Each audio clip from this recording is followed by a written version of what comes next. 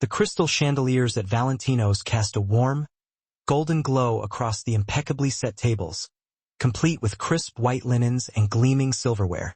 The atmosphere was one of established elegance, practically shouting exclusivity. This wasn't the kind of place just anyone could walk into for a meal. The clientele consisted of influential politicians, powerful business tycoons, and those who preferred to operate just outside the lines of what most people considered legitimate society. Tonight, as on every Tuesday night for the last 3 months, the corner booth remained conspicuously reserved for a man whose name alone was enough to make even the most seasoned criminals lower their voices in deference. Dante Moretti was seated with his back against the wall, a calculated position that gave him a clear view of the entire dining room. At 32 years old, he commanded an empire built on unwavering loyalty, bone-chilling fear, and an iron fist that controlled a significant portion of the city's underground operations. His perfectly tailored black suit probably cost more than most people earned in a month, and the Patek Philippe watch adorning his wrist could have easily covered someone's rent for an entire year. His dark hair was slicked back with an almost military precision, complementing a neatly trimmed stubble beard that only added to his undeniably dangerous appeal. And then there were his eyes that could freeze a man's blood with a single piercing glance. Dante Moretti was the very embodiment of power. "Mr. Moretti, your usual?" The head waiter approached with practiced deference, his hands trembling almost imperceptibly despite his attempts at professional composure. Dante didn't even bother to look up from his phone. "You know what I want, Antonio." "Of course, sir. Right away." Antonio retreated quickly, a wave of relief washing over him as he turned away. Around the restaurant, conversations continued in hushed tones, but everyone was acutely aware of the imposing figure in the corner booth. They had all heard the stories, the whispers that followed Dante Moretti like a shadow. Families who had dared to cross the Moretti family simply disappeared from the city, never to be seen or heard from again. Business owners who refused to pay for protection found their establishments mysteriously burned to the ground, though of course nothing was ever officially proven.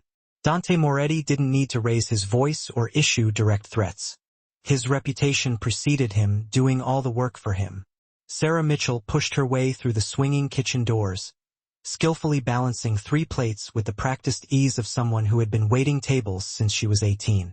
At 25, she was diligently saving every penny for her final year of nursing school, working double shifts at Valentino's because the tips were significantly better than anywhere else in the city. Her light brown hair was pulled back into a neat, functional ponytail, and her red apron remained spotless despite the relentless dinner rush. "Table 7 needs more wine," she told Marco, the sommelier, before turning toward the main dining room. "Sarah, wait." Marco's voice held a distinct note of warning, but she was already gone, weaving her way through the tables. She had noticed that the corner booth was occupied again. It was the mysterious man who always sat alone, always ordered the same thing, and always left a tip that was far more generous than the bill itself. Sarah had served him twice before, and on both occasions, he had barely acknowledged her existence beyond a curt, almost dismissive nod. She didn't know who he was, and frankly, she didn't particularly care to know. In her world, people were just people, regardless of their bank accounts or social standing. "Here's your osso buco, Mr. Moretti." Antonio placed the dish on the table with reverent care, as if it were some priceless artifact. Chef Michel prepared it personally. Dante's phone buzzed, alerting him to a text message from his consigliere regarding a shipment issue at the docks. His jaw tightened almost imperceptibly as he read the details.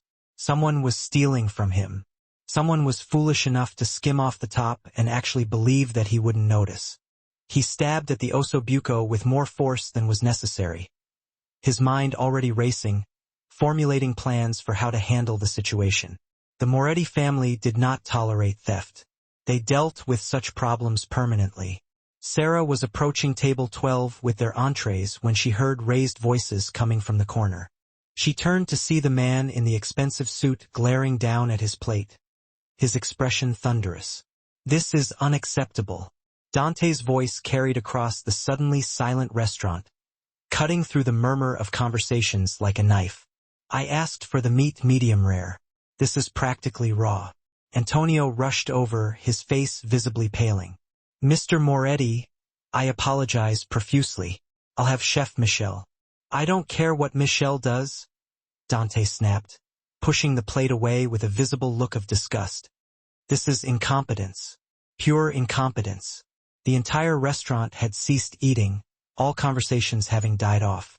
Waiters froze mid-step, trays held precariously in their hands.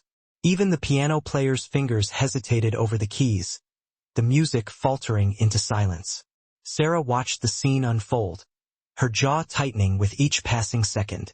She had seen the plate when Antonio carried it out of the kitchen. The meat had been cooked perfectly. She would have staked her reputation on it. This wasn't about the food. This was about a man who was used to everyone cowering at his feet, bending to his every whim. Before she could consciously stop herself, Sarah began walking towards the corner booth, her bright red apron a stark contrast against the muted, sophisticated decor of the restaurant. Sarah, no. Antonio's whispered warning went completely unheeded. She stopped beside Dante's table, her clear blue eyes meeting his dark, intense ones without even a flicker of fear.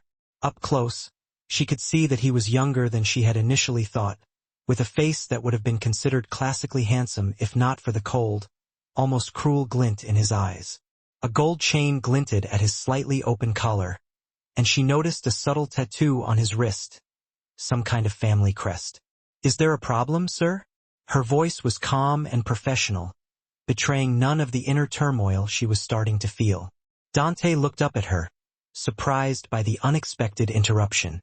Most people actively avoided his gaze. This waitress, this girl with her simple ponytail and unpretentious uniform, was staring directly at him, waiting for an answer. The problem, he said, his voice dangerously quiet, is that I'm paying for quality and receiving garbage. The meat is not cooked to my specifications. The meat is cooked exactly as you ordered it. Sarah didn't break eye contact, her gaze unwavering. I saw it myself before Antonio brought it out. The restaurant seemed to hold its collective breath. No one spoke to Dante Moretti this way. No one. Are you telling me I'm wrong? Dante stood slowly, his 6'3" frame towering over her. Men twice his size had instinctively taken a step back from that imposing posture. Grown men who had seen combat had lowered their eyes under that icy stare. Sarah tilted her head slightly, considering him with an expression that suggested she was analyzing a particularly interesting specimen. Then she spoke 3 words that would irrevocably change both of their lives forever. You don't own me. The silence that followed was absolute, thick enough to cut with a knife.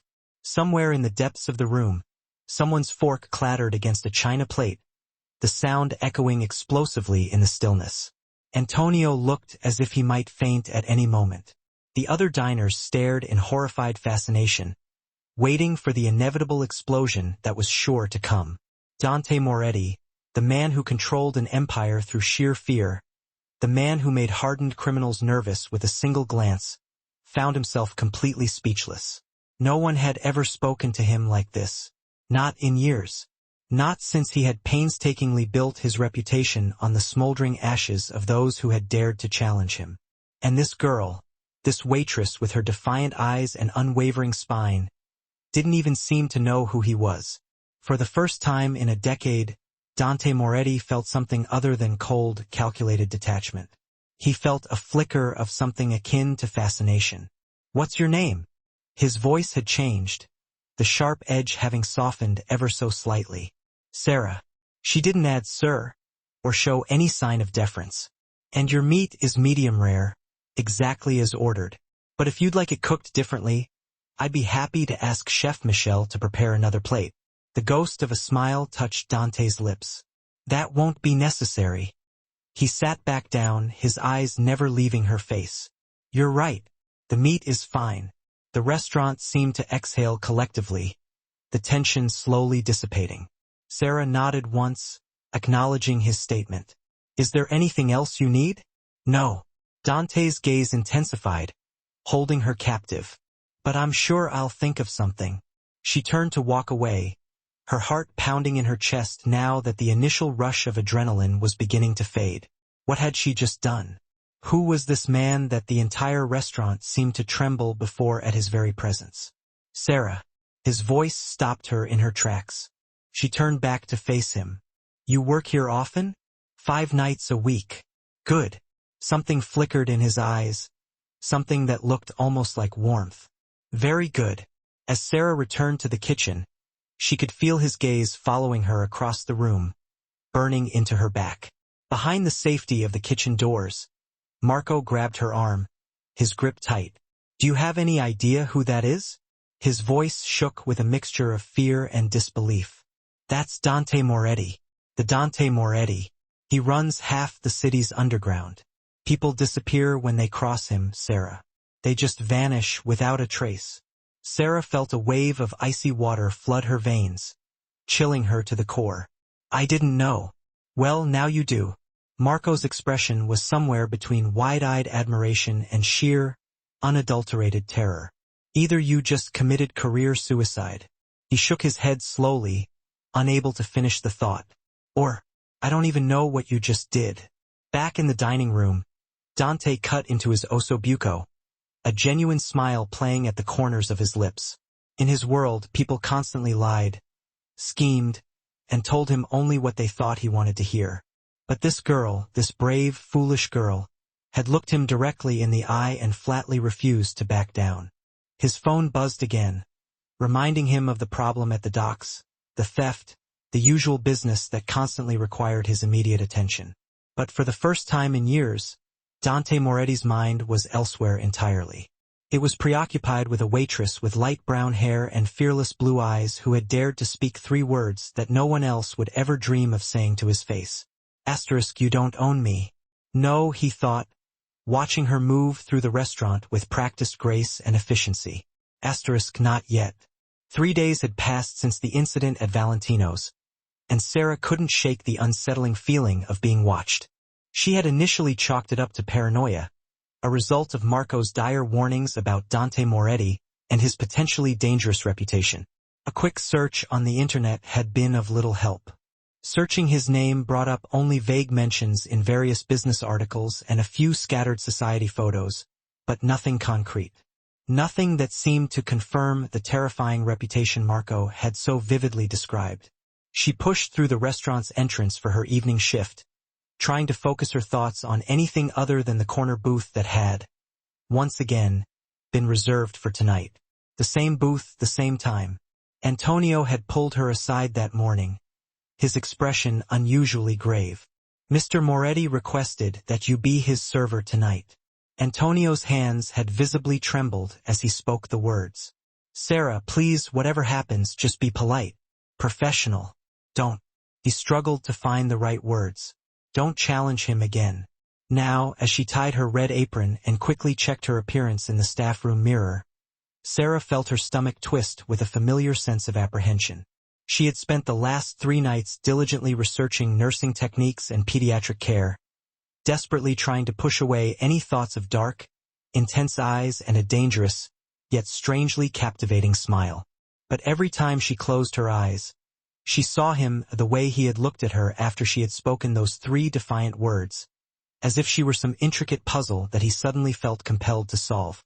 The dinner service started normally enough. Sarah took orders, delivered meals, and accepted compliments on the quality of the food with practiced grace and efficiency. But at precisely 8 p.m., the atmosphere in the restaurant subtly shifted. Dante Moretti walked through the front entrance as if he owned not just the restaurant itself, but the entire city block surrounding it. 2 men flanked him on either side, bodyguards. Sarah immediately realized, noting the telltale bulges under their jackets that suggested the presence of concealed weapons. She desperately hoped that they were just for show. Dante himself was wearing another impeccably tailored suit, this one charcoal gray with a black shirt underneath, worn open at the collar with no tie. The gold chain at his throat caught the light as he moved with a deliberate, almost predatory grace. His eyes found hers immediately across the crowded room, and something in his intense expression made her breath catch in her throat. Antonio practically ran to greet him, ushering him to the corner booth with the kind of obsequious deference usually reserved for royalty. The bodyguards took up strategic positions nearby, their very presence making other diners shift uncomfortably in their seats. Sarah. Antonio appeared at her elbow, his voice tight with barely suppressed anxiety. Table 1. She nodded, gathering her composure around her like a suit of armor. When she approached the corner booth, Dante was casually studying the menu, despite the fact that he almost certainly had it memorized by now. "Good evening, Mr. Moretti." Professional, polite, exactly what Antonio had so desperately begged her to be. Sarah. The way he said her name, as if he had been thinking about it, savoring it, made her pulse quicken despite her best efforts. "I was hoping you'd be here tonight. I work 5 nights a week, as I mentioned." "Yes." His lips curved slightly into a knowing smile. "You did mention that." An awkward silence stretched between them, hanging heavy in the air. Sarah waited patiently, pen poised over her notepad, ready to take his order. "Aren't you going to ask if I want my usual?" Dante's tone held a hint of amusement. "I assumed you'd tell me if you wanted something different. You assume a lot about me." "I assume nothing about you, Mr. Moretti. I don't know you." His smile widened slightly, crinkling the corners of his eyes. "No, you don't. But you're not afraid to stand up to me anyway." Being afraid and being respectful are different things. Sarah met his intense gaze steadily, refusing to be intimidated. "I'll show respect to anyone who shows it to me first." Dante leaned back in the booth, studying her with an unnerving intensity that made her feel completely exposed, as if he could see straight through her carefully constructed facade. "Do you know who I am now? I imagine your coworkers have filled you in. And what did they tell you? I know you're important enough that everyone in this restaurant treats you like you could destroy their lives with a single word. And does that frighten you?" Sarah considered the question honestly, weighing her words carefully. "It concerns me. Power without accountability usually does." A laugh, genuine and surprised, escaped him. "You're remarkable. Truly remarkable. I'm a nursing student who waits tables to pay tuition. There's nothing remarkable about that. You don't see yourself clearly."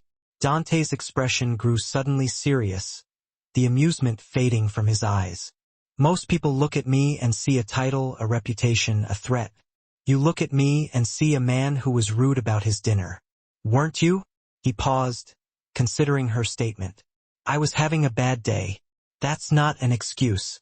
It's an explanation." "Apology accepted." Sarah's tone softened slightly, a hint of warmth creeping into her voice. "Now, what would you like to eat?" "Have dinner with me." The request hung in the air between them, charged with unspoken implications. Sarah blinked, certain she had misheard him. "I'm working. After your shift, then." "Mr. Moretti." "Dante." His voice was quiet but firm, brooking no argument. "When you're not on the clock, call me Dante." "That wouldn't be appropriate." "Why not?" Sarah struggled to come up with an answer that didn't reveal the truth, that every instinct she possessed screamed that this man was dangerous, that getting involved with someone like him was career suicide at best, and potentially lethal at worst. "Because you're a customer and I'm staff. There are boundaries." "Boundaries." Dante repeated the word as if it were completely foreign to him, something he had never encountered before. "I've built my entire life on breaking boundaries that other people accept as absolute." "That's not the recommendation you think it is." Another laugh, this one tinged with something darker, more cynical. "No, I suppose it isn't."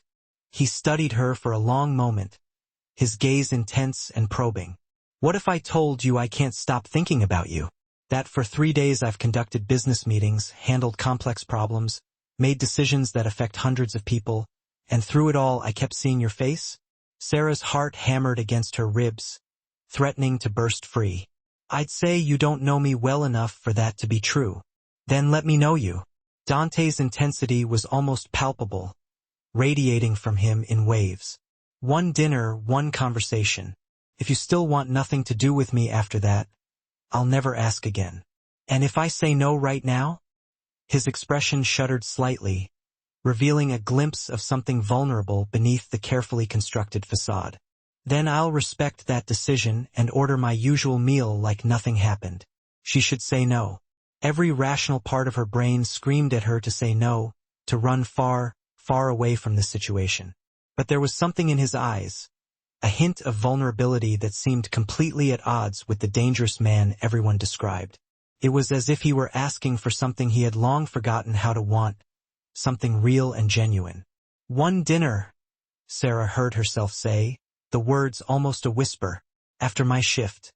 Somewhere public." Dante's smile could have melted steel, radiating warmth and genuine relief. "Anywhere you want. The cafe 2 blocks from here, Yeppy's Cafe. 11 p.m. I'll be there." He handed her the menu without even glancing at it, his attention completely focused on her. "And for now, I'll have the osso buco medium rare." Sarah couldn't help the small smile that tugged at the corners of her lips. "Of course, Mr. Moretti." "Dante," he corrected softly, his eyes never leaving hers. "Dante?" she repeated, testing the sound of his name on her lips, and watched something fierce and almost possessive flash across his face at the sound of his name on her lips. As Sarah walked back to the kitchen, she could feel the weight of every eye in the restaurant following her, burning into her back. What had she just agreed to? Marco would think she had completely lost her mind. Antonio would probably have a heart attack right then and there. But when she glanced back just once, Dante was watching her with an expression that looked almost like hope, and that, more than anything else, terrified her. The rest of her shift passed in a blur. Sarah went through the motions, taking orders, delivering food, smiling at customers, while her mind raced with a million second thoughts. At 10:45 p.m., she changed out of her uniform in the staff room, her hands shaking slightly as she buttoned up her simple blue dress. "You're really doing this?" Marco stood in the doorway, his expression a mixture of concern and disbelief. "One coffee, one conversation with a man who makes senators nervous." Marco crossed his arms, his face etched with worry. "Sarah, I've worked here for 8 years. I've seen things, heard things. The Moretti family doesn't play by normal rules." "I know. Do you really know? Because this isn't some bad boy with a motorcycle. Sarah, this is..." He lowered his voice almost to a whisper, as if afraid someone might be listening. "There are rumors about what happens to people who cross his organization, about the methods they use to maintain control. He's not going to hurt me over coffee, Marco. Maybe not directly, but his world." Marco shook his head slowly, his eyes filled with apprehension. "That world destroys people just by proximity. You have no idea what you're walking into." Sarah finished with her buttons, meeting her friend's worried gaze in the mirror. "I appreciate your concern, really, but I can handle myself. That's what worries me." Marco sighed heavily. "You're strong enough to stand up to him, but maybe not smart enough to run away." His words followed her out of the restaurant and down the 2 blocks to Yeppy's Cafe, a 24-hour spot that was popular with students and night shift workers. Through the wide windows, she could see Dante already seated in a corner booth, somehow making the humble cafe look like a high-end establishment just by his mere presence. His bodyguards were waiting outside, she noted with a small sense of relief. At least he had respected her request for somewhere public. Sarah pushed through the door, and Dante stood immediately, the gesture old-fashioned and oddly charming. "You came?" Relief colored his voice, making it sound almost vulnerable. "I said I would." Sarah slid into the booth across from him, feeling a knot of anxiety tighten in her stomach. "I don't make promises I can't keep." Up close, without the dramatic lighting of Valentino's, she could see details she had missed before. Faint scars on his knuckles, a tiny scar above his left eyebrow, shadows under his eyes that suggested that sleep didn't come easily to him. "Coffee?" Dante gestured to the server hovering nervously nearby. "Please, Black." They sat in silence until the coffee arrived, both seemingly unsure of how to begin this conversation that they had both so adamantly insisted on having. "Why me?" Sarah finally asked, breaking the uncomfortable silence. "You could have anyone. Women who understand your world, who'd jump at the chance to be with someone like you. Someone like me? Dante's expression hardened slightly, a defensive wall rising up around him. You mean someone who operates outside the law? Someone whose family name is synonymous with organized crime? I didn't say that, but you thought it. Marco told you, didn't he, about who the Morettis are? Sarah didn't deny it. He told me to be careful, that you're dangerous. And are you being careful? I'm here, aren't I? She wrapped her hands around the warm coffee mug, seeking a small measure of comfort. That's either incredibly brave or monumentally stupid. Brave, Dante said quietly, his voice sincere. Definitely brave. You haven't answered my question. Why me? He was quiet for a long moment, his fingers tracing the rim of his untouched coffee cup, lost in thought. When he finally spoke, his voice was different, softer, with less of the commanding edge she had heard at the restaurant. Do you know what it's like to live in a world where everyone lies to you? Where every conversation is calculated, every smile is fake, every compliment is designed to gain favor or avoid punishment. Dante's dark eyes met hers, holding her gaze. I've lived that way since I was 22 years old. 10 years of people telling me what they think I want to hear instead of the truth. That sounds incredibly lonely. It is. The admission seemed to cost him something, to chip away at the carefully constructed armor he wore. And then you, this waitress I've never met, you looked me in the eye and refused to back down. You didn't care that I was angry, didn't care about my reputation or my family name. You just stood your ground. You were being unreasonable about the food. A genuine laugh escaped him, filling the small space between them. I was completely unreasonable. I was angry about a business deal gone wrong and took it out on your chef's perfectly cooked ossobuco. See, the truth isn't so hard. It is when you've forgotten how to tell it. Dante leaned forward slightly, his intensity returning, drawing her in. For 3 days, I couldn't stop thinking about those 3 words. You don't own me. Nobody talks to me like that, Sarah. Nobody dares. Maybe someone should have a long time ago. Maybe. His smile was sad, tinged with a deep sense of resignation. My father used to say that absolute power corrupts absolutely. I always thought he was weak for believing that. Now I wonder if he was just wise enough to see the cage before it closed. Sarah felt her defensive walls cracking slightly, the carefully constructed barriers she had erected around herself starting to crumble. This wasn't the dangerous crime lord that Marco had described. This was a man who seemed tired of his own power, exhausted by the role he had been born into. How did you end up in this life? The question escaped her lips before she could stop it, a testament to the unexpected connection she was beginning to feel. Dante's expression shuddered, becoming guarded once again. That's a longer conversation, one I'm not sure you're ready for. Try me.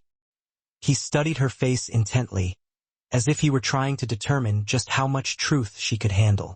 My father ran the Moretti organization before me. When I was 22, rivals made a move against us. My father. He didn't survive the power struggle that followed. I'm sorry. Don't be. He knew the risks. Dante's voice was flat and devoid of emotion, the telltale sign of someone who had learned to bury pain deep within themselves. I inherited his empire, his enemies, and his reputation. I was given a choice: lead the family or watch it crumble while vultures picked at the remains. That's not much of a choice. No, he agreed, his voice barely a whisper.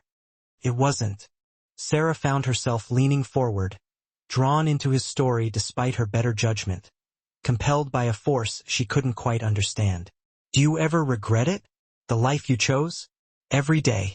The answer was immediate and raw, ripped from the depths of his soul. But regret doesn't change reality. I've done things.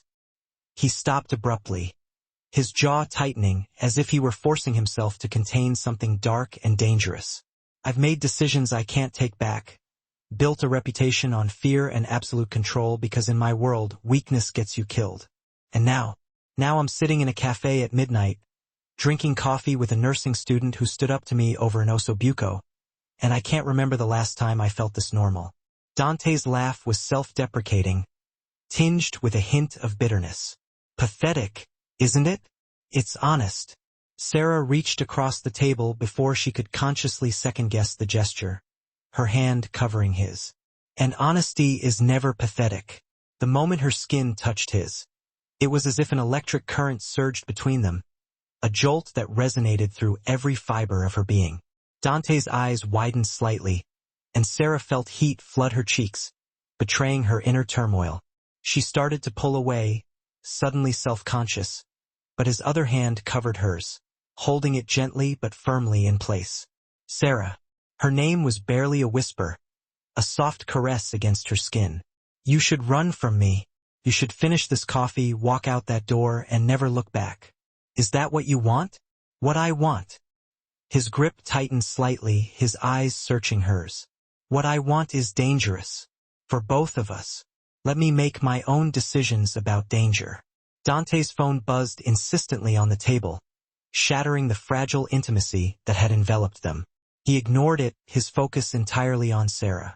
It buzzed again and again, the insistent vibrations a harsh reminder of the world outside. Finally, with obvious reluctance, he glanced at the screen. Whatever he saw there made his expression go cold and hard. The dangerous crime lord replacing the vulnerable man in an instant, his face a mask of grim determination. I have to go. He stood abruptly, breaking their connection, the abrupt movement leaving her feeling strangely bereft. There's a situation that requires my immediate attention. Is everything okay? It will be. The promise in those 3 words sent a shiver down her spine, a chilling reminder of the power he wielded and the world he inhabited. The words were ominous. Once I handle it. Sarah stood too, suddenly uncertain. Will I see you again? Dante pulled out his wallet, leaving $300 bills on the table for 2 cups of coffee. When he looked at her, the warmth had returned to his eyes despite the tension in his 26 minutes and 49 seconds jaw. Count on it. He hesitated, then reached out to tuck a strand of her light brown hair behind her ear, the gesture surprisingly gentle from such dangerous hands. Be careful going home. Take a cab. I left enough to cover it. I don't need. Please go. The words seemed to pain him. Let me do this one normal thing. Let me worry about you getting home safely. Sarah nodded, too overwhelmed to argue. Dante started toward the door, his bodyguards materializing from the shadows outside. 27 minutes and 24 seconds at the threshold. He turned back. Those 3 words you said at the restaurant. You were right. I don't own you. His smile was fierce and possessive all at once. But I'm going to spend every day trying to earn the right to be in your life. Then he was gone, leaving Sarah standing in the cafe with a racing heart and the terrifying realization that she was already in too deep to walk away. Outside, she could see him speaking rapidly to his men. His entire demeanor transformed into something cold and 27 minutes and 56 seconds lethal. This was the man Marco warned her about, the man who made people disappear. But she'd also seen the other man, the one who seemed desperate for a taste of normalcy, who'd looked at her like she was oxygen and he'd been drowning for years. Sarah flagged down a cab with shaking hands, Dante's money still warm in her palm. As the city lights blurred past her window, she couldn't help but wonder what situation had called him away so urgently. And somewhere across the city, in a 28 minutes and 27 seconds warehouse by the docks, Dante Moretti stood over a man who'd made the fatal mistake of stealing from him, his expression carved from ice. You took from my family. His voice was quiet, deadly. You know what that means, the man whimpered, pleading. But Dante's mind was elsewhere, on light brown hair and fearless blue eyes, on a girl who touched his hand like he deserved gentleness instead of fear. Take care of it, he told his men, turning away before the inevitable conclusion. And 29 minutes and 1 second make sure everyone knows what happens to thieves. As he walked out of the warehouse, Dante pulled out his phone and looked at Sarah's contact information. Antonio had been persuaded to share it. His thumb hovered over her number. He should leave her alone. Should let her live her normal life, finish nursing school, find some ordinary guy who could give her the safe, predictable future she deserved. But Dante Moretti had spent 10 years taking what he wanted without apology. And he'd never wanted anything as much 29 minutes and 32 seconds as he wanted Sarah Mitchell. 2 weeks passed in a blur of text messages, late-night phone calls, and stolen moments between Sarah's shifts and Dante's increasingly mysterious business meetings. They met for coffee 3 more times, each conversation peeling back another layer of the armor they both wore. Sarah learned that Dante spoke 4 languages, had a degree in economics from Harvard that he never used, and secretly donated to children's hospitals under shell company names.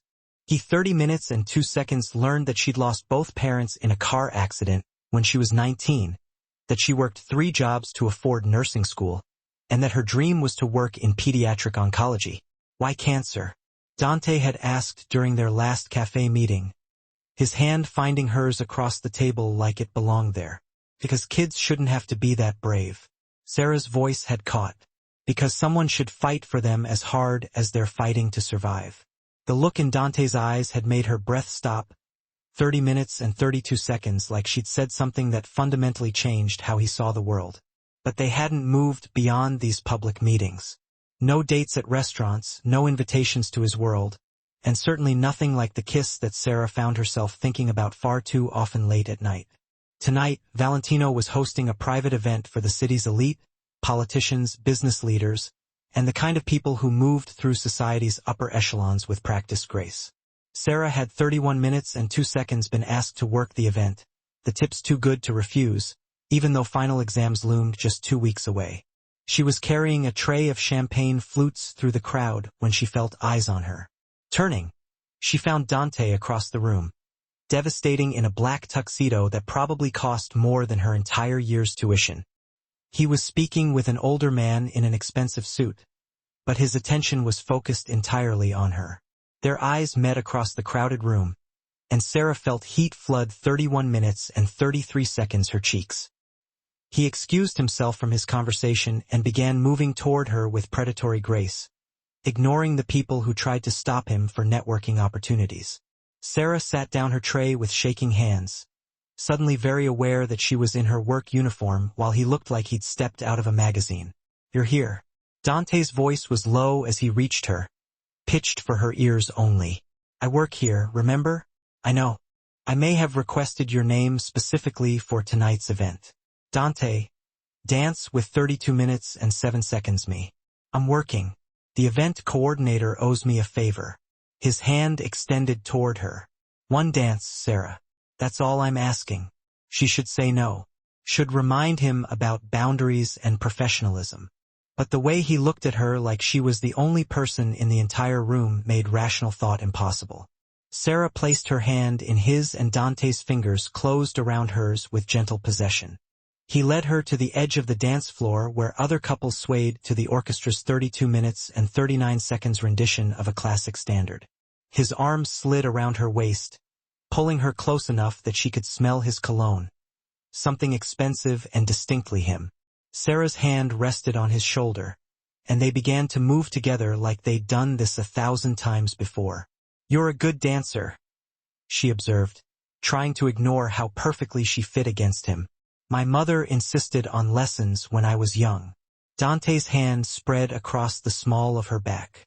"She thought ballroom dancing would make me 33 minutes and 10 seconds civilized. Did it work? What do you think?" Sarah looked up at him at the dangerous beauty of his face, the barely leashed power in how he held her, the way other couples gave them a wide berth on the dance floor.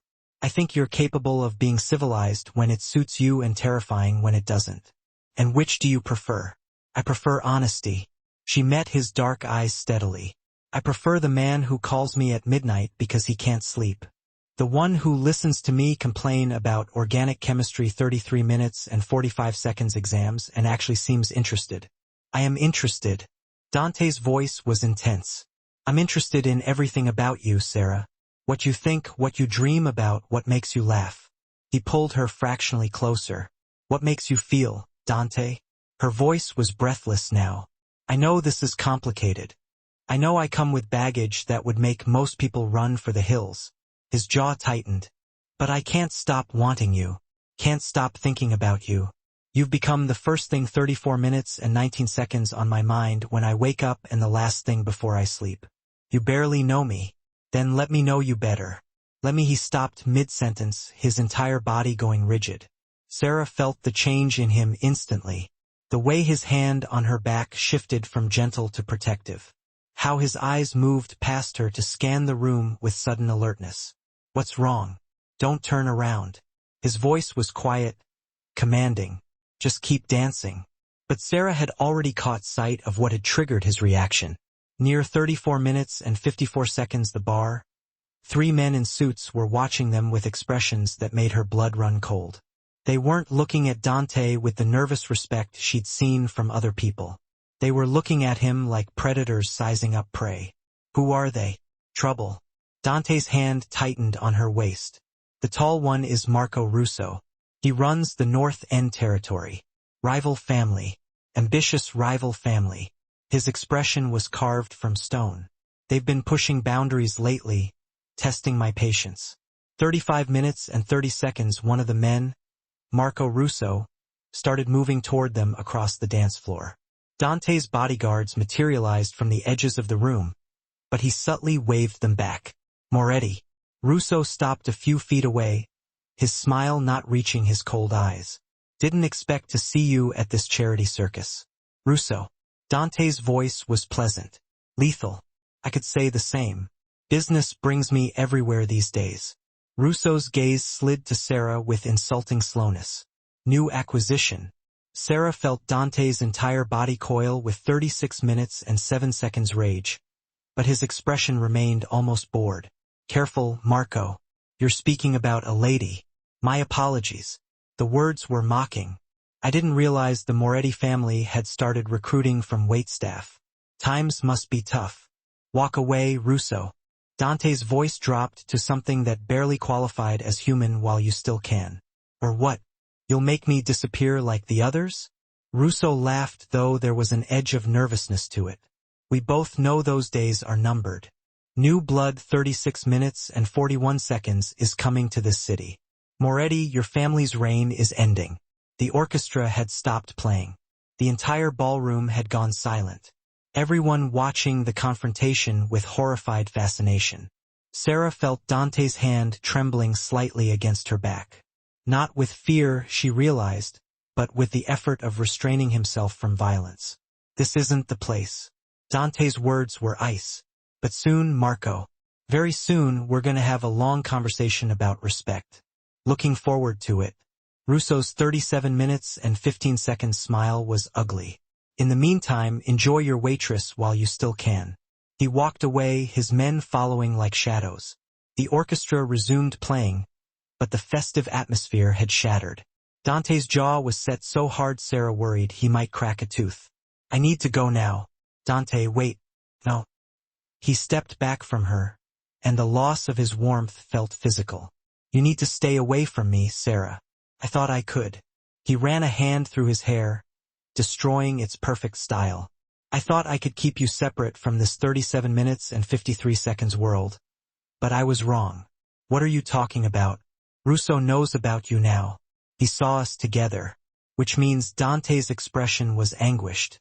Which means you're a target, a weakness he can exploit. I can handle myself, not against people like him. Dante's hands framed her face. His touch gentle despite the fear in his eyes. You don't understand. These aren't people who play by rules who have limits. If Russo thinks hurting you will hurt me. He couldn't finish the sentence. Then what? 38 minutes and 28 seconds you're going to walk away? Pretend these last 2 weeks didn't happen. If it keeps you safe, yes. Sarah grabbed his wrists, holding his hands against her face. That's not your decision to make. I'm not some fragile thing that needs to be protected from reality. But you are precious. Dante's voice cracked slightly. You're the first good thing I've had in a decade, Sarah. The first pure, honest thing in a life built on lies and violence. I won't let that world touch you. It already has. She 39 minutes and 1 second pulled his hands down, but didn't let go. The moment I stood up to you in this restaurant, the moment I agreed to that first coffee, I stopped being separate from your world. Then I'll push you out of it for your own good. No. Sarah's voice was fierce. You don't get to decide what's good for me. You don't get to make this choice alone. Before Dante could respond, His phone buzzed with an urgency that suggested catastrophe. He looked at the screen and whatever he saw there drained the color from his face. 39 minutes and 35 seconds, what is it? Russo's men just hit one of my warehouses. His voice was hollow. This is a declaration of war. Dante, I have to go. He was already moving toward the exit, his bodyguards flanking him. Stay here. Stay in public. I'll have someone watch your apartment until this is over. Until what's over. But he was already gone. Leaving Sarah standing alone on the dance floor while the orchestra played on and the city's elite pretended not to stare. Sarah's hands shook as she returned to work, going 40 minutes and 9 seconds through the motions of serving drinks while her mind raced. This was the world Dante lived in, where threats at parties preceded actual violence, where men talked about eliminating rivals like they were discussing business acquisitions. The event ended at midnight. Sarah changed out of her uniform in the staff room, checking her phone compulsively for messages from Dante. Nothing. She stepped outside to find a black SUV idling at the curb, one of Dante's vehicles with his head of security behind the wheel. Ms. Mitchell. The 40 minutes and 43 seconds man's voice was professional. Mr. Moretti asked me to ensure you get home safely. Sarah wanted to argue to insist she didn't need protection, but the memory of Marco Russo's cold eyes stopped her. She climbed into the SUV, hyper-aware of the second vehicle that followed them through the dark city streets. Her apartment building looked the same as always, the familiar brick facade, the broken light on the third floor, the sounds of her neighbors' lives filtering through thin walls. But now 41 minutes and 15 seconds Sarah saw it through new eyes, understanding how vulnerable she was here. The security guard walked her to her door, checking the apartment before allowing her inside. I'll be in the lobby, Ms. Mitchell. You need anything? Call this number. He handed her a card. Alone in her small studio, Sarah finally allowed herself to process what had happened. Dante's anguished expression, Russo's threatening smile, the revelation that simply being associated with Dante Moretti made her a target in 41 minutes and 47 seconds wars she didn't understand. Her phone buzzed. Finally, Dante, are you home safe? Sarah? Yes. Your security is very thorough. Dante, good. Stay there. Lock the doors. Don't go anywhere alone until I tell you it's safe. Sarah, what's happening? The 3 dots indicating he was typing appeared and disappeared several times before his response came through. Dante, things I hoped you'd never have to know about. The reality of who I am and what my world looks like when it turns violent. Sarah, are you 42 minutes and 28 seconds safe? The question hung unanswered for long minutes. Dante, I'm handling it. But Sarah, I meant what I said. We can't see each other anymore. Not until this is over. Maybe not even then. Sarah, you don't get to decide that alone. Dante, if something happened to you because of me, because of my world, I couldn't survive that. You're the best part of my day. Every day, the only good thing I have, which is exactly why I need to keep you away from the darkness. Sarah stared at her phone, tears burning her 43 minutes and 5 seconds eyes. She'd known this was complicated, had understood on some level that Dante's world came with danger. But the reality was different from the concept. Sharper, more frightening, more real. Her phone rang. Dante's name lit up the screen. Hello. I needed to hear your voice. He sounded exhausted. One last time before I do what needs to be done. What are you going to do, Dante? What I always do when someone threatens my family. His voice was cold, emotionless. I'm going to remind Marco Russo and 43 minutes and 41 seconds everyone else in the city why the Moretti name still means something. That sounds ominous. It should. A pause. The man you've been getting to know these past weeks, the one who drinks coffee at midnight and listens to your stories about organic chemistry. That's who I want to be. But it's not who I am when my family is under attack. You're both people, Dante. One doesn't erase the other, doesn't it? His laugh was bitter. Sarah, I've done things that would horrify you. Made decisions that 44 minutes and 15 seconds destroyed lives. My hands aren't clean, and they never will be. I know. Her voice was quiet, but steady. I've known from the beginning that you're not some misunderstood hero. But I also know you're capable of tenderness, of caring, of being more than what your world demands. You see what you want to see. I see the truth. Both truths. Sarah wiped at her tears. The question is whether you're brave enough to let yourself be both people instead of just the monster everyone expects. Silence on the line, 44 minutes and 49 seconds broken only by the sound of his breathing. I have to go, Dante finally said. The situation requires my attention. Will you call me after? Sarah, please just let me know you're okay. I'll text you. His voice softened fractionally. Lock your doors. Stay safe. You too. The line went dead. Sarah stood in her apartment, hugging herself against a chill that had nothing to do with temperature. Somewhere across the city, Dante was preparing to wage war, to be the dangerous crime lord instead of the man who couldn't sleep 45 minutes and 27 seconds without hearing her voice.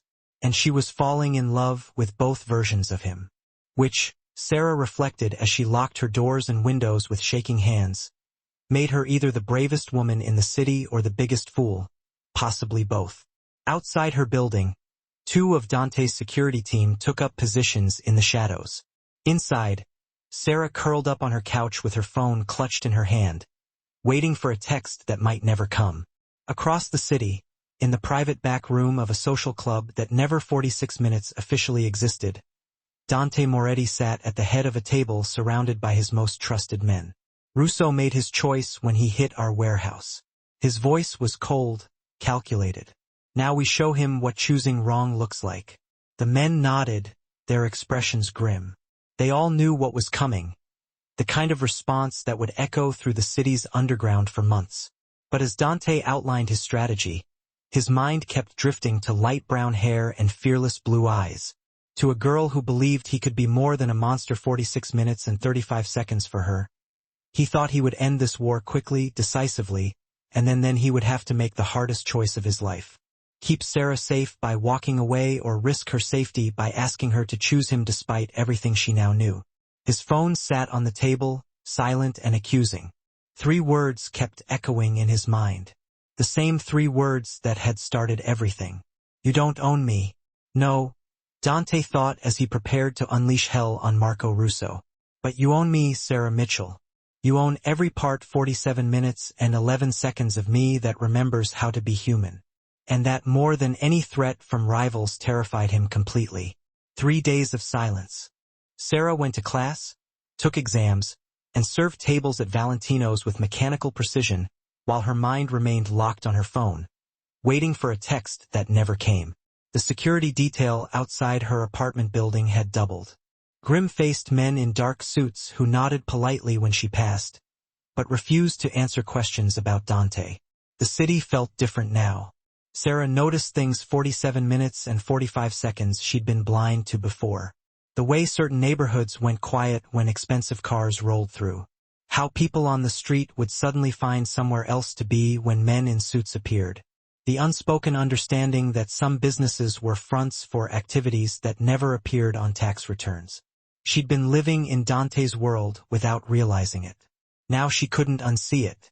On the 4th morning, Sarah woke to find her phone flooded with news alerts. A massive fire 48 minutes and 14 seconds at a warehouse in the North End. Federal investigations into the Russo family's business operations. Marco Russo himself had reportedly left the city, though the articles were vague about whether his departure was voluntary. The war, it seemed, had ended. But at what cost? Sarah's phone finally buzzed with a text. Dante, can I see you? Tonight, the cafe, please. Her hands shook as she typed her response. Sarah, what time? Dante, whenever you can get there. I'll wait as long as it takes. She should 48 minutes and 51 seconds have been angry about the days of silence, the fear and uncertainty. Instead, Sarah felt relief flood through her so intensely, it made her dizzy. He was alive. He was safe. And he wanted to see her. Sarah called in sick to work, the first time she'd done so in 3 years, and spent the day oscillating between excitement and dread. What would he tell her? How bad had things gotten? And most importantly, did he still want to push her away for her own protection? By 7 o'clock, she couldn't wait any longer. 49 minutes and 24 seconds Sarah dressed carefully in a blue sweater and jeans, applied minimal makeup, and braided her light brown hair over one shoulder. In the mirror, she looked young and nervous, nothing like someone who should be involved with a man who wielded the kind of power Dante commanded. The cafe was nearly empty when she arrived. Dante sat in their usual corner booth and Sarah's breath caught at the sight of him.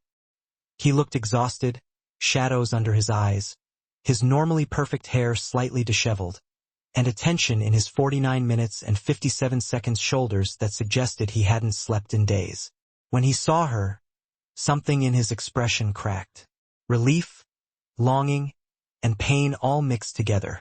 Sarah slid into the booth across from him, and for a long moment, they just stared at each other. "You look terrible," she finally said. A surprised laugh escaped him. "Always honest. You asked me to be." "I did." Dante's hand reached across the table, palm up, an invitation. Sarah placed her hand in his and his fingers 50 minutes and 31 seconds closed around hers like she was a lifeline. "I'm sorry for the silence, for disappearing." For he stopped, struggling with words. "For everything you must have imagined these past few days. What happened with Russo? It's over." His voice was flat, emotionless in the way she'd learned meant he was protecting himself. "His organization is scattered. The federal investigation will keep him occupied for years, and he understands now that coming after my family has consequences." "Did you?" Sarah couldn't finish the 51 minutes and 8 seconds question. "No." Dante's eyes met hers. "I wanted to. Part of me still wants to, but I made him a deal instead. Leave the city, cooperate with federal investigators on unrelated matters, and I'd let him walk away intact." "Why?" "Because of you." His thumb traced circles on her palm. "Because the man you see when you look at me, the one who drinks coffee at midnight and listens to your stories, that man doesn't solve everything with violence. And I'm trying to be him more than I'm the other 51 minutes and 42 seconds version." Sarah felt tears prick her eyes. "That must have been difficult. You have no idea." Dante's jaw tightened. "Every instinct I have, everything I was taught, every example my father set, it all screamed to handle Russo the old way permanently. But then I'd think about you, about the disappointment." His tone was serious, almost foreboding. After he dealt with the situation, Sarah, also on edge, rose to her feet. "Will I ever see you again?" she questioned. Dante retrieved his wallet and tossed 3 $100 bills onto the table to cover the 2 coffees they'd consumed. Looking at her, the genuine warmth returned to his gaze, a stark contrast to the tight, hard set of his jaw. "You can bet on it," he said, hesitating for a moment. Then he reached out, gently tucking a stray strand of her light brown hair behind her ear. It was an unexpectedly tender gesture coming from such a dangerous individual. "Be careful on your way home. Grab a cab. I left enough to cover the fare. Don't argue. Just, please go." The words seemed to cause him pain. "Let me just do this one normal, decent thing," he seemed to be saying. Let me worry about you getting home safe." Sarah simply nodded, feeling overwhelmed and unable to argue. Dante turned and headed for the door, his bodyguards emerging from the shadows outside as if on cue. As he reached the doorway, he turned back to face her. "Those 3 words you said back at the restaurant, you were right. I don't own you," he acknowledged, a fierce and possessive smile playing on his lips. "But I'm gonna spend every single day trying to earn the right to be a part of your life." And then he was gone. Sarah stood there in the cafe, her heart pounding in her chest, struck by the terrifying realization that she was already too deep into this to simply walk away. Through the window, she watched him speaking rapidly to his men. His entire demeanor had shifted, transformed into something cold and absolutely lethal. This was the man Marco had warned her about, the man who made people vanish without a trace. But she had also glimpsed the other side of him, the man who seemed to desperately crave a taste of normalcy, the one who looked at her as if she were oxygen and he had been drowning for years. With trembling hands, Sarah flagged down a cab, Dante's money still warm in her palm. As the city lights blurred past her window, she couldn't help but wonder what crisis had pulled him away so abruptly. Meanwhile, across the city in a dimly lit warehouse near the docks, Dante Moretti towered over a man who had made the fatal mistake of stealing from him, his face like a frozen mask. "You stole from my family," he said, his voice dangerously soft. The man whimpered, pleading for his life. You know what that means. But Dante's mind was elsewhere, filled with images of light brown hair, fearless blue eyes, and a girl who had touched his hand as if he deserved tenderness instead of fear. Take care of it, he ordered his men, turning away before the inevitable happened. And make sure everyone understands the consequences of stealing. As Dante left the warehouse, he pulled out his phone, staring at Sarah's contact information. Antonio had, after some persuasion, given it to him. His thumb hovered over the call button. He knew he should just leave her alone. He should let her continue living her normal life, finish nursing school, and find some ordinary guy who could give her the safe, predictable future she deserved. But Dante Moretti had spent the last decade taking whatever he wanted without apology. And he had never wanted anything as much as he wanted Sarah Mitchell. The next 2 weeks passed in a haze of text messages, late-night phone calls, and stolen moments between Sarah's shifts and Dante's increasingly secretive business meetings. They managed to meet for coffee 3 more times, each conversation carefully peeling back another layer of the carefully constructed armor they both wore. Sarah discovered that Dante spoke 4 languages fluently, held an economics degree from Harvard that he never used, and anonymously donated large sums of money to children's hospitals through shell corporations. He learned that she had lost both of her parents in a tragic car accident when she was just 19, that she worked 3 jobs to pay for nursing school, and that her biggest dream was to work in pediatric oncology. Why cancer? Dante had asked during their last meeting, his hand instinctively reaching across the table to find hers. Because kids shouldn't have to be that brave. Sarah's voice had broken slightly. Because someone needs to fight for them as hard as they're fighting to survive. The intensity in Dante's eyes had stolen her breath, as if she had uttered something that fundamentally altered his entire perspective on the world. However, their relationship hadn't progressed beyond these public meetings. There were no fancy restaurant dates, no invitations into his exclusive world, and definitely nothing resembling the kiss that Sarah found herself fantasizing about far too often in the quiet hours of the night. Tonight, Valentino was hosting an exclusive private event for the city's elite, politicians, prominent business leaders, and the kind of people who navigated the upper echelons of society with effortless grace. Sarah had been offered a serving job at the event, the tips being too lucrative to refuse, even though her final exams were only 2 weeks away. She was carefully navigating through the crowded ballroom carrying a tray of champagne flutes when she sensed someone watching her. Turning her head, she spotted Dante across the room, impossibly handsome in a black tuxedo that probably cost more than her entire year's tuition.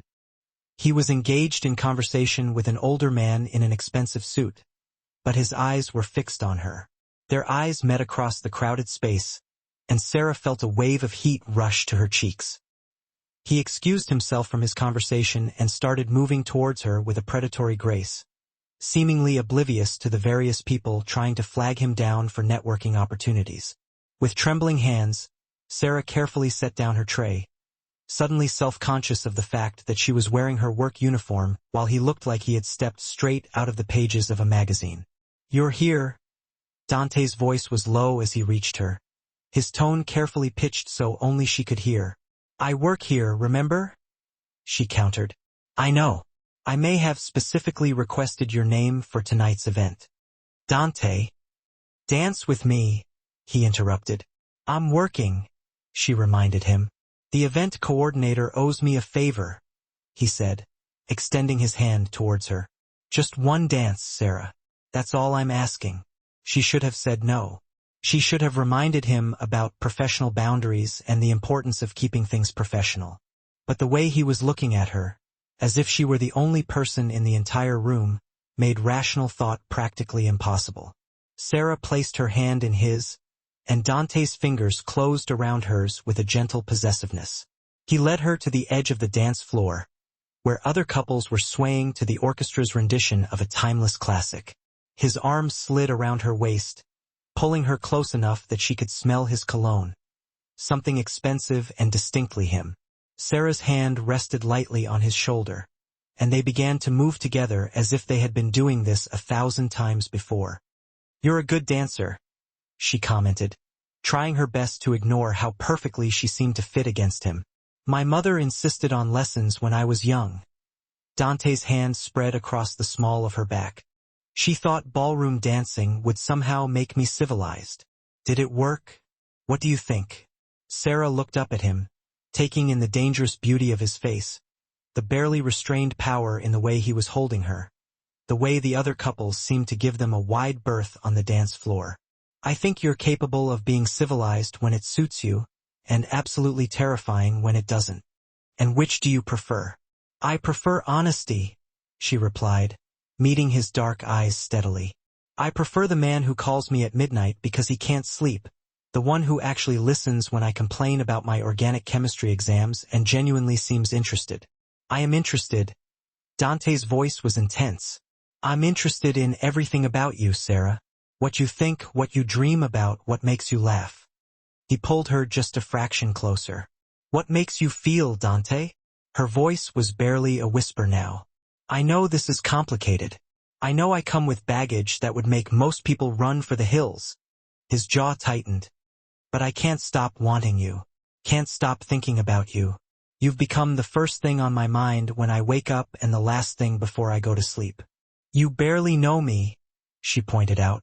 Then let me get to know you better. Let me. He stopped abruptly, his entire body tensing. Sarah felt the change in him instantly. The subtle shift in his hand on her back, the way it went from gentle to protective, the way his eyes darted past her, scanning the room with sudden, sharp alertness. What's wrong? She asked, her voice barely audible. Don't turn around, he commanded, his voice quiet but firm. Just keep dancing. But Sarah had already caught sight of what had triggered his reaction. Near the bar, 3 men in dark suits were watching them with expressions that sent a chill down her spine. They weren't looking at Dante with the nervous respect she'd seen in others. They were looking at him like predators sizing up their prey. Who are they? She questioned. Trouble, Dante replied, his grip tightening on her waist. The tall one is Marco Russo. He runs the North End territory. Rival family. An ambitious rival family. His face was like stone. They've been pushing boundaries lately, testing my patience. One of the men, Marco Russo, began to move towards them across the dance floor. Dante's bodyguards materialized from the shadows at the edges of the room, but he subtly waved them back. Moretti. Russo greeted him, stopping a few feet away, his smile never reaching his cold eyes. Didn't expect to see you at this charity circus. Russo, Dante replied, his voice pleasant but laced with lethal intent. I could say the same. Business brings me everywhere these days. Russo's gaze slid over to Sarah with insulting slowness. New acquisition? Sarah felt Dante's body coil with rage, but his expression remained almost bored. Careful, Marco. You're talking about a lady. My apologies, Russo said, his tone dripping with mockery. I didn't realize the Moretti family had started recruiting from the waitstaff. Times must be tough. Walk away, Russo. Dante's voice dropped to a level that barely qualified as human. While you still can. Or what? You'll make me disappear like the others? Russo laughed, though there was a hint of nervousness in his voice. We both know those days are numbered. New blood is coming to this city. Moretti, your family's reign is ending. The orchestra had stopped playing. The entire ballroom had fallen silent, everyone watching the confrontation with a mixture of horror and morbid fascination. Sarah felt Dante's hand tremble slightly against her back. Not with fear, she realized, but with the barely suppressed urge to unleash violence. This isn't the place, Dante stated, his words like shards of ice. But soon, Marco. Very soon, we're going to have a long conversation about respect. Looking forward to it. Russo's smile was ugly. In the meantime, enjoy your waitress while you still can. He turned and walked away, his men following him like shadows.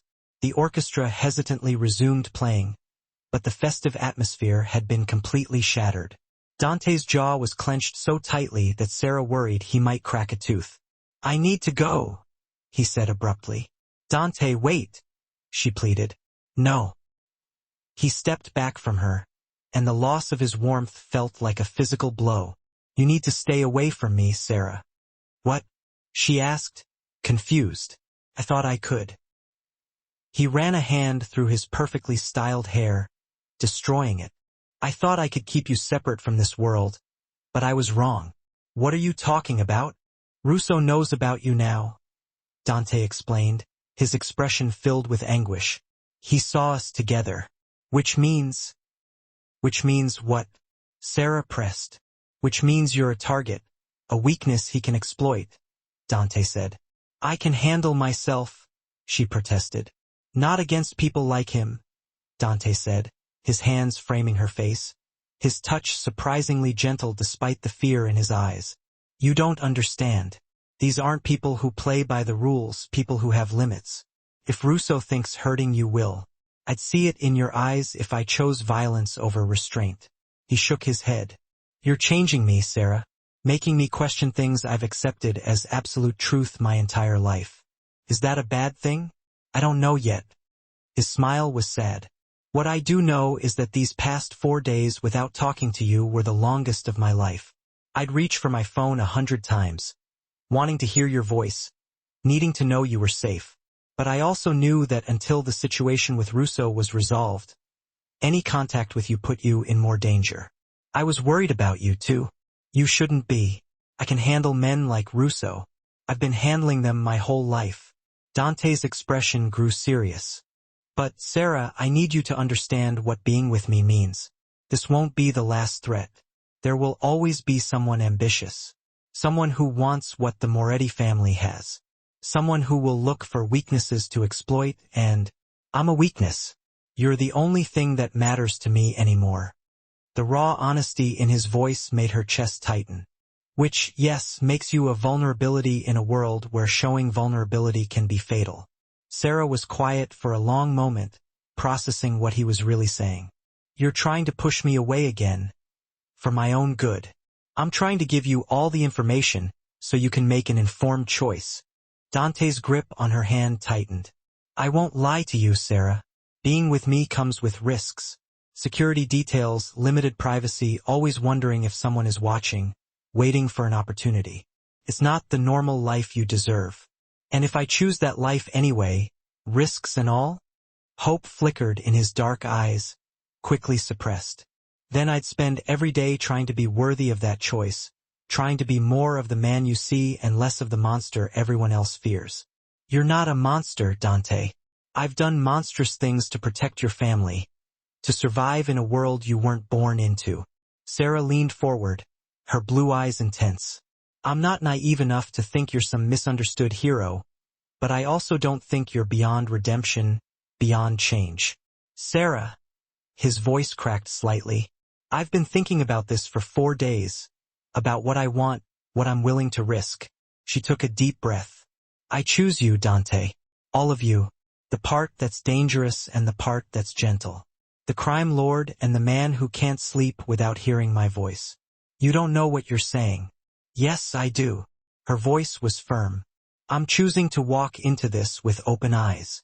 To accept the risks because the alternative, living without you, feels worse than any danger your world presents." Dante stood abruptly, pulling her up with him. Before Sarah could process what was happening, his hands framed her face, and his lips crashed against hers in a kiss that was equal parts desperation and reverence. Sarah gasped against his mouth, and Dante took advantage, deepening the kiss with an intensity that made her knees weak. His arms wrapped around her waist, pulling her flush against him, and Sarah's hands fisted in his shirt, holding on like he was the only solid thing in her spinning world. When they finally broke apart, both breathing hard, Dante rested his forehead against hers. "I love you." The words tumbled out like a confession. "I know it's too soon. I know I shouldn't feel this strongly this fast. But Sarah, I love you. You've become essential to me in a way I didn't think was possible." "I love you too." Sarah's voice was barely a whisper. "I'm terrified and exhilarated and completely out of my depth. But I love you." Dante pulled back just enough to look at her. His expression transformed. The exhaustion was still there, the shadows under his eyes, But now there was also something that looked like joy. "Come home with me." His voice was rough. "Not for, I just want you close. Want to fall asleep knowing you're safe." Sarah nodded beyond words.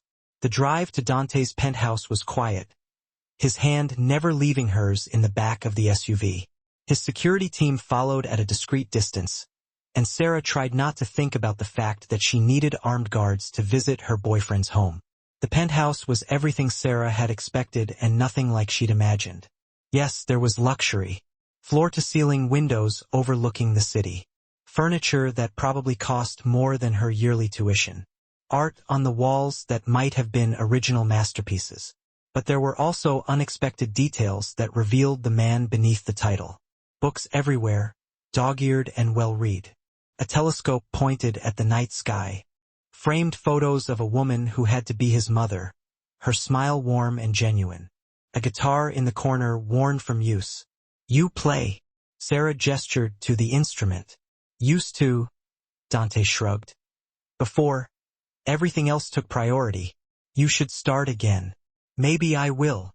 He pulled her into his arms, just holding her. "Stay with me tonight. Every night. Move in here where I know you're protected." "Dante, I can't just." "I know. Too fast. Too much." He pressed a kiss to her temple. "But promise me you'll think about it. About making this permanent." Sarah pulled back to look at him.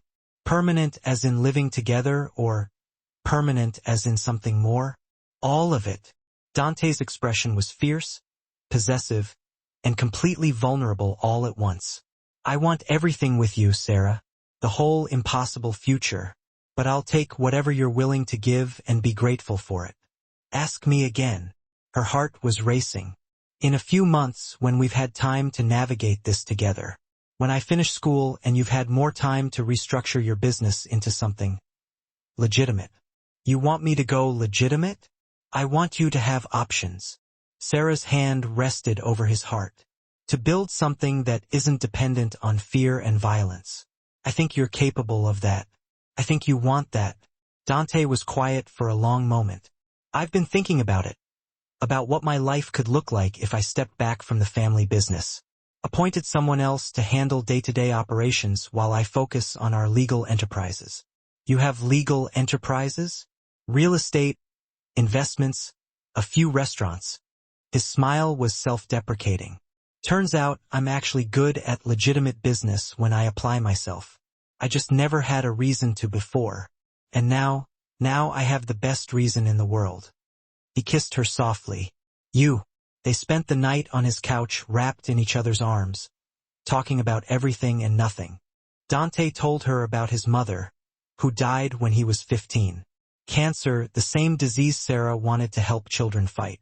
Sarah told him about her parents, about the scholarship that had made nursing school possible, about her dreams of making a real difference. As the city lights glittered below them and dawn began to paint the sky pink, Sarah realized she'd never felt safer or more certain about anything in her life. This was dangerous. This was complicated. This was going to require sacrifices and compromises from both of them. But it was also real and worth fighting for. Dante's phone buzzed insistently around 6 a.m. He answered it with obvious reluctance, his arm still wrapped around Sarah. "What is it, Marcus?" He listened for a moment, his expression hardening. "When I see no. Handle it the way we discussed, the new way." He glanced at Sarah. "Because things are different now. We're different." When he hung up, Sarah raised an eyebrow. "Problem? Someone testing our boundaries. Seeing if my handling of Russo means I've gone soft." Dante's smile was predatory. "Marcus is going to demonstrate that restraint isn't weakness, that we can handle threats without defaulting to violence." "I'm proud of you." "Don't be proud yet. This is harder than you know. Every instinct fights against it." His expression grew serious. "But I meant what I said. I'm trying to be better. For you, for us, for the future. I want to build." Sarah kissed him slow and deep. "Then we'll build it together." 6 weeks later, Sarah stood in Dante's home office, watching him conduct a business meeting via video conference. He was negotiating the sale of several properties, his business acumen on full display as he navigated complex financial discussions with the ease of someone who'd been doing this his entire life. This was the legitimate side of his empire, the part he was systematically expanding while slowly extracting himself from the family's traditional operations. It wasn't easy. Old loyalties and expectations fought against every change. But Dante was stubborn, and with Sarah's support, he was reshaping what it meant to be a Moretti. The meeting ended, and Dante leaned back in his chair with a satisfied expression. That's the Harbor District development locked down. Completely legal, completely clean. I'm impressed. Sarah moved behind him, her hands resting on his shoulders. How much of the business is legitimate now? About 40%. He tilted his head back to look at her. Another year and I think I can get it to 70, maybe higher, and the rest being transferred to trusted people who understand that things are changing, that the Moretti family is moving in a new direction. His hand covered hers. It's slow, frustrating, but it's working. Sarah had moved into the penthouse 3 weeks ago, her small apartment packed up and left behind.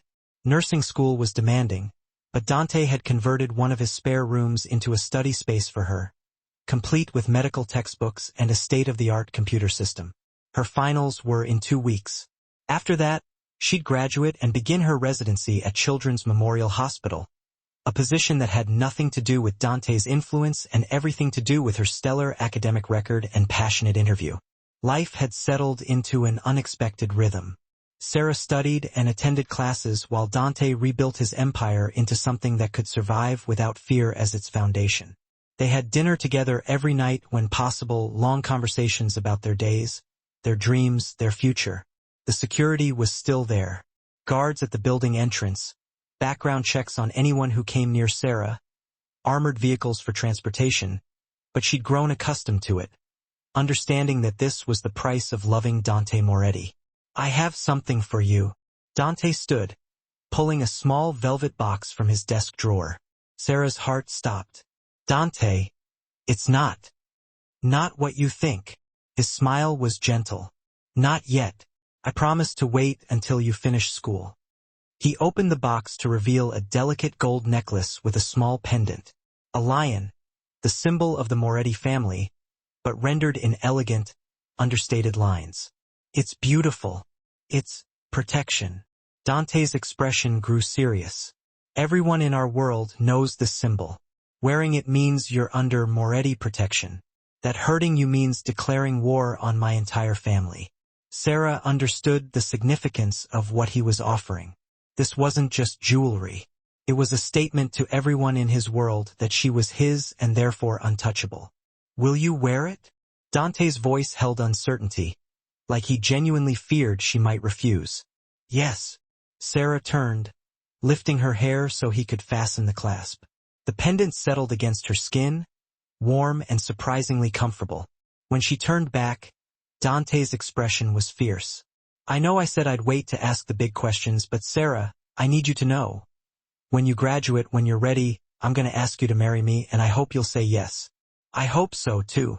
Her voice was soft but certain. Dante pulled her into his arms, and Sarah melted against him, marveling at how natural this had become. 6 weeks ago, she'd been terrified of this world, of what it meant to love someone like Dante. Now she couldn't imagine her life without him. His phone buzzed. Dante glanced at the screen and swore under his breath. What is it? Marco Russo? His jaw tightened. Apparently, exile and federal investigations weren't enough to keep him quiet. He's been talking to the press, making accusations about the family's business practices. Can he prove anything? No, but he doesn't need to. Rumors and suspicion can be just as damaging as facts. Dante set the phone down, his expression calculating. I need to handle this before it becomes a real problem. How? The old me would have silenced him permanently. Dante's hand found hers. The new me is going to fight him in court with lawyers and legal documents instead of threats. That's terrifying. Weak. Completely against everything I was taught. Dante's laugh was self-deprecating. Yeah, but it's also the right thing to do. The legal thing. The thing that doesn't risk everything I'm trying to build. Sarah kissed him, proud and terrified in equal measure. When do you meet with the lawyers? Tomorrow morning. He pulled her closer. Want to come with me? See how boring legitimate business can be? I have class. Skip it. This once. His smile was teasing. Live dangerously. I'm dating you. I live dangerously every day. They spent the evening on the balcony watching the sun set over the city that Dante had once controlled through fear and now sought to influence through legitimate means. Sarah quizzed him on the Harbor District development while he helped her memorize medication dosages for her upcoming exam. It was domestic, normal, exactly the kind of life Sarah had thought impossible 6 weeks ago. Do you miss it? Sarah asked as darkness fell. The power, the fear, being the person everyone was afraid to cross. Dante was quiet for a long moment. Sometimes when I'm in a meeting and someone pushes back, my first instinct is still to remind them who I am, what I'm capable of. He looked at her. But then I think about coming home to you, about building something that isn't dependent on violence, and I realize I don't miss it as much as I thought I would. What do you miss? The certainty. When you rule through fear, everything is clear-cut. You know exactly where you stand, what your options are. His hand found hers. This new way, legitimacy, legal battles, playing by society's rules, it's messier. Slower, more uncertain, but worth it. If it means I get to keep you, if it means I can build a life where our children don't inherit a legacy of violence and fear. Dante's smile was soft. Then yes, absolutely worth it. Sarah's breath caught. Children? Eventually, if you want them. His thumb traced circles on her palm. I think about it sometimes. What our kids would be like if they'd have your courage and kindness. If I could be the kind of father who teaches them to be strong without being cruel. You would be. Sarah's voice was certain. You're already learning how to be strong in different ways. The next morning, Sarah did skip class to accompany Dante to his lawyer's office. She sat quietly in the corner while expensive attorneys in expensive suits discussed strategy for combating Russo's allegations, discovery motions, depositions, litigation timelines. It was, as Dante had promised, monumentally boring, but it was also legitimate, legal, the kind of battle fought in courtrooms instead of back alleys. Sarah caught Dante's eye across the conference room, and his expression softened. This was for her, his look said. All of this, the lawyers, the legitimate business, the slow extraction from his family's traditional operations was because she'd made him want to be better. When the meeting finally ended, Dante escorted her back to the penthouse, his hand resting protectively on the small of her back. That was excruciating, he said once they were alone. But effective? The lawyers think so. They're confident they can not only shut down Russo's accusations, but potentially pursue defamation charges. Dante pulled her into his arms. 6 months ago, I would have solved this problem in 3 hours with a phone call and implicit threats. Now it's going to take 6 months of legal maneuvering. Progress is rarely quick. No. His forehead rested against hers. But it's the right kind of progress, the kind that doesn't compromise what we're building together. That night, as they lay tangled together in Dante's massive bed, Sarah felt a contentment she'd never experienced before. This was home. This complicated, dangerous, evolving relationship with a man who was trying to rewrite his entire life because she'd looked at him and seen potential for goodness. I love you, she whispered into the darkness. I love you more. Dante's arms tightened around her. You saved me, Sarah, from becoming the kind of man my reputation suggested I already was. You saved yourself. I just gave you a reason to try. 2 weeks later, Sarah walked across the stage at her nursing school graduation, her red apron long since retired in favor of scrubs and a white coat. In the audience, Dante sat in the front row, his expression proud and fierce and completely transformed from the cold crime lord who'd yelled at her about Valentino's 6 months ago. After the ceremony, he swept her into his arms, spinning her around despite the crowd of graduates and families. I'm so proud of you, he murmured against her hair. Thank you for... Sarah struggled for words. For everything, the support, the space to focus on school, for being patient. I'd wait forever for you. Dante set her down, his hands framing her face. But I'm hoping I won't have to wait much longer. Before Sarah could ask what he meant, Dante dropped to one knee right there in the graduation hall, pulling out a small velvet box that held a ring, an emerald surrounded by diamonds. Vintage and elegant and perfect. Sarah Mitchell. His voice carried across the suddenly silent hall. 6 months ago, you looked me in the eye and refused to be intimidated. You saw past my reputation to the man underneath. You made me want to be better, to build something legitimate and good. You changed my entire world with 3 words. You don't own me. And you were right. I don't own you, but I'm hoping you'll choose to be mine anyway. Will you marry me? Sarah dropped to her knees in front of him, tears streaming down her face. Yes, God, yes. Dante slid the ring onto her finger, and the graduation hall erupted in applause. He kissed her like they were the only 2 people in the world, and Sarah kissed him back, tasting salt from their mingled tears.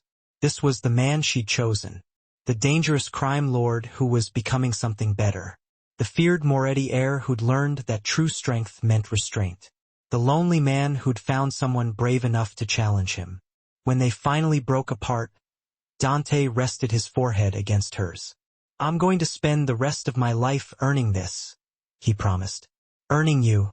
You already have. Sarah's voice was fierce. Now we just get to build our future together. And as the crowd pressed in with congratulations and questions as her classmates gaped at the ring and Dante's bodyguards managed the chaos with professional efficiency, Sarah realized that 6 months ago she'd walked into Valentino's expecting a normal shift serving tables. Instead, she'd found the love of her life in the last place she'd ever expected. In the dark eyes of a man everyone else feared who'd needed someone brave enough to see his humanity beneath the monster everyone else saw. 1 year later, Sarah stood in front of the floor-length mirror in her childhood bedroom, or rather, the bedroom Dante had meticulously recreated based on her descriptions and the few photos she had from before her parents' deaths. He'd wanted her to have a space that felt like home as she prepared for their wedding. The dress was simple elegance, ivory silk that draped perfectly with delicate lace at the shoulders, and a train that whispered across the hardwood floor. Her light brown hair was styled in soft waves, partially pinned up with small flowers woven through. The Moretti lion pendant rested against her skin, familiar and comforting. You look beautiful. Marco, her co-worker turned friend, stood in the doorway with tears in his eyes. Like a princess who can handle herself around crime lords. But still, Sarah laughed. Former crime lord, mostly. It was true. Over the past year, Dante had systematically dismantled and rebuilt the Moretti empire into something almost entirely legitimate.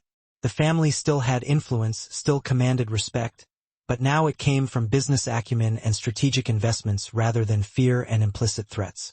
The transition hadn't been easy. Some of the old guard had resisted, preferring the traditional ways. A few had left the organization entirely. But Dante had remained firm, supported by Sarah and a vision of what his family could become. He now ran one of the city's most successful real estate development companies with legitimate holdings across 3 states. The lawyers had successfully fought Marco Russo's allegations, and Russo himself was currently serving time for tax evasion brought down by his own illegal activities. Not Moretti retaliation. It was, Sarah reflected, exactly the kind of justice Dante had been learning to embrace, slow, legal, but ultimately effective. The car is ready whenever you are, Marco said. Though I should warn you, there are about 200 people downstairs waiting to see you. Sarah's stomach fluttered. The guest list had been a negotiation. Old family associates who needed to witness that the Moretti heir was truly settling down. Sarah's nursing school friends who were still slightly terrified of Dante, and a mix of business colleagues from Dante's legitimate enterprises. How does he look? Sarah couldn't help asking. Marco grinned. Like a man who can't believe his luck. He's been pacing for the last hour, checking his watch every 30 seconds. Sarah gathered her bouquet, white roses and delicate greenery, and took a deep breath. This was it, the moment that made everything official, that declared to both Dante's world and hers that they were choosing this impossible love despite all the obstacles. The venue was the same upscale restaurant where they'd met, Valentino's.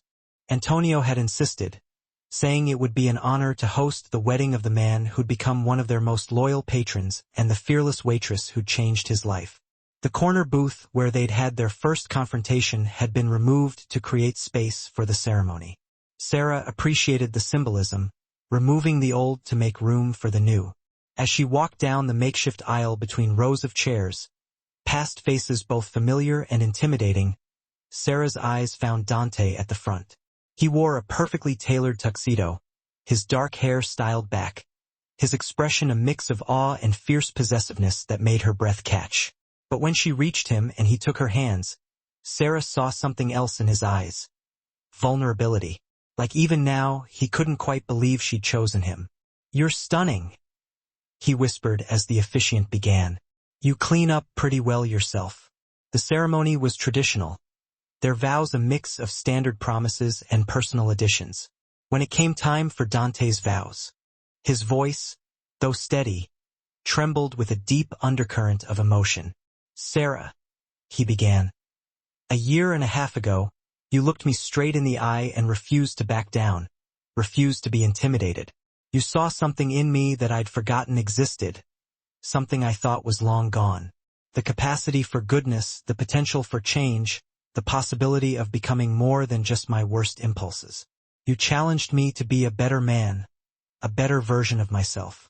And then you stood by me, unwavering, while I struggled to even figure out what better truly meant." His hands tightened gently on hers, a silent promise passing between them. "I promise to spend every single day earning your love, proving myself worthy of you. I promise to choose restraint over impulsive reaction, legitimacy over the easy path of expedience, and us, our relationship, over everything else this world throws at us. You are my salvation, you are my conscience, the voice that guides me, and you are my greatest blessing, the most incredible gift I could ever receive. I will protect you, cherish you, and love you with every fiber of my being until my very last breath." Sarah's vows, though simpler in their construction, resonated with an equal depth of heartfelt emotion. "Dante," she said, her voice filled with love, "you taught me that courage isn't the absence of fear. It's not about being fearless. It's about choosing to move forward, to keep going, despite the fear that threatens to hold you back. You showed me that people can truly change, that redemption is always possible, and that love has the power to transform even the darkest, most hopeless situations into something beautiful and extraordinary. I choose you, all of you, every single day, for the rest of our lives. I'm yours." When the officiant pronounced them husband and wife, officially married, Dante kissed her with a surprising gentleness, a tenderness that completely belied his powerful and often fearsome reputation. The restaurant erupted in thunderous applause, a joyous celebration filling the air. Old family associates, men who had known Dante for years, sat shoulder to shoulder with Sarah's nursing school classmates, two completely different worlds colliding in a shared moment of celebration and happiness.